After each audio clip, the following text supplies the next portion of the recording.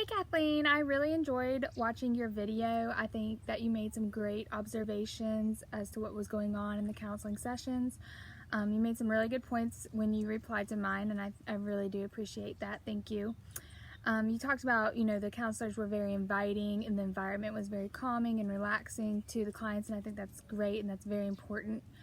You also talked about the active listening and being very engaging and everything, and talking about the repeating. I also talked about the repeating because I thought that was very important to speak about, because it happens so often in each of the counseling sessions. And at first, what I said in my video is like I was confused as to why they kept repeating each, themselves.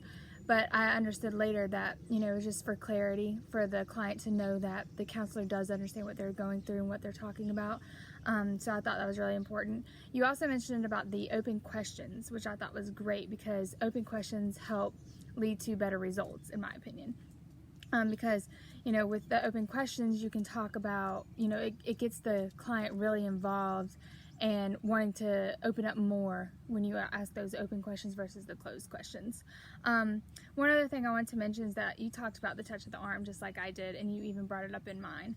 And I know that we had two different viewpoints, but honestly I thought the same thing that you did too at first as well. I wasn't sure if it was appropriate or inappropriate, and so I wanted to speak about that because I had that same exact question, and after seeing our professor's video in regards to that, I had more clarification as to whether or not it was inappropriate or not. And she made some good points that we need to know whether or not that person, if that's a trigger for that person, because that obviously would not end up very well.